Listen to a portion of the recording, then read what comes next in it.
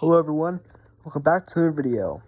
And for those of you who's been with this channel for a while, since like a few months back, you may have seen a series called Glen Valley International Airport. Now, this series has not ended, and this is a video doing what this series was. So, yeah. I hope you guys enjoyed. Welcome to the evolution of Sky Valley International Airport. As you all know, Sky Valley started off with a name called Glen Valley, and Glen was just a one terminal airport with two gates, starting with Allegiant Airlines, and had a overpass with a small parking lot. This is how it started. The airline funds was not getting much, but the charter flights though, that was the part that this part was going to grow. And then just 1 week later, because of all the charter operations, they had enough money to get one extra terminal, and Allegiant added 2 more routes, so it went from just Las Vegas to Santa Rosa to Sioux Falls and Idaho Falls for Allegiant. But then another few weeks later, a new airline came, and that was JetBlue, occupying the new terminal, and JetBlue added flights to HOU and to Salt Lake City. 2 flights a day on their Airbus A320. And then was the final terminal expansion with Alaska and Delta. Alaska had flights to Seattle and Portland, and Delta had flights to Salt Lake City and Seattle.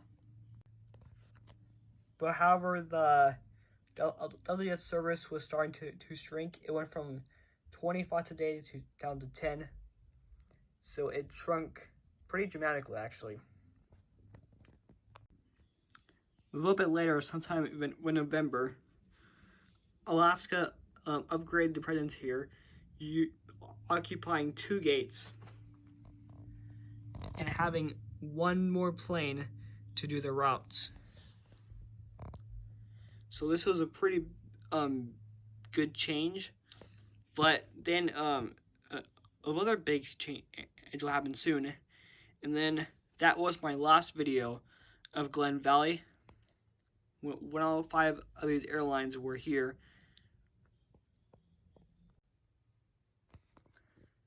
Then after that, there was no more Glen Valley videos. And in fact, you would say that the series has ended, but it has not. Some big changes were going through, and here are some of them.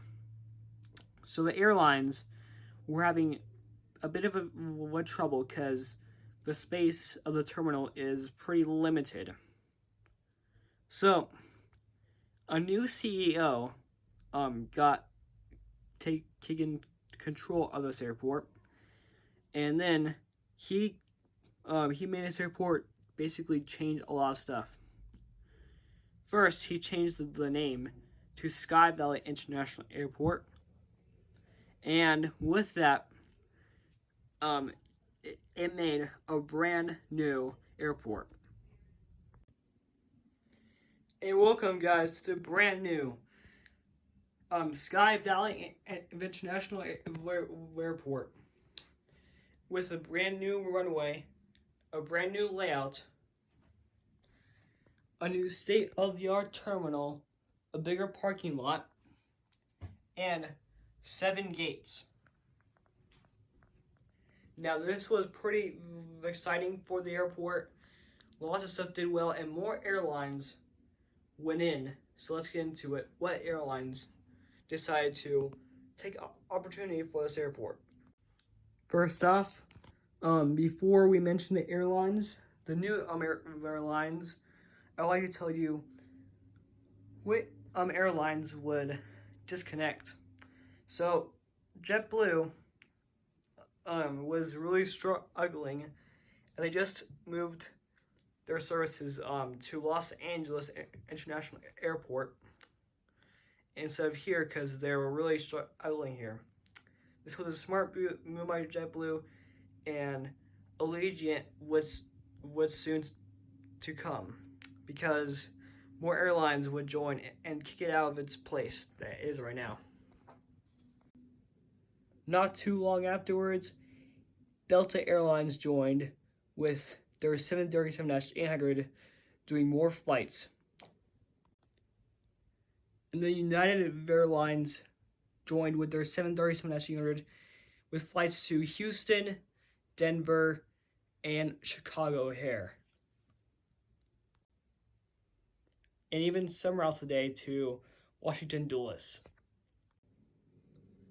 And the United Airlines expanded their service here with a wide-body flight, and it was their first wide-body flight of this airport, and United Airlines decided to give this as a try for an international destination, and they're going to fly this aircraft to Frankfurt and Sydney.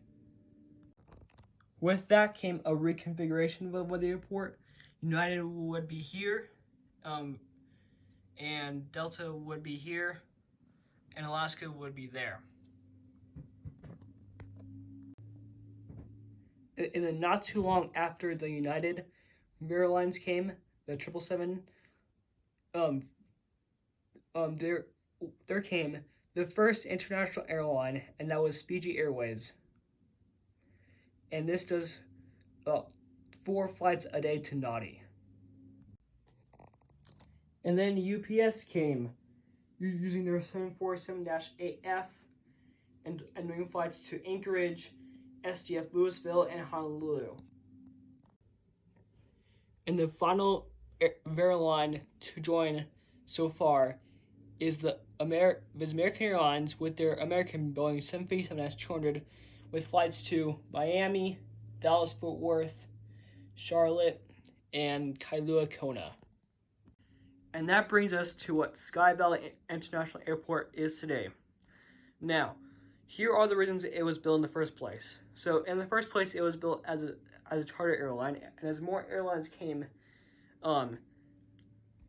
there came the idea that it was going to serve the metropolitan area of Riverside, even around the area, because it has lots and lots of people who live around there, and it served as a alternative airport to driving all the way to LAX, to San Diego, or to Palm Springs. From where I live, it's just a 30-minute drive to this airport. Even though this airport is not real, and basically from everywhere, it's only half an hour to half an hour drive. This is very easy to get to, and there's not too much traffic. So yeah, this serves as a really good alternative. Well, in the future, we might be getting some more airlines that come to LAX and stuff. But yeah, that is what Sky Valley International Airport is today. So that's what happened to the series. It did not end. It is just evolving into this airport, and there is still going to be expansion going on around springtime and when the summer. But in the meantime, that concludes today's video. And everyone, please like and subscribe if you enjoy this content, and this supports my channel. And as always, goodbye.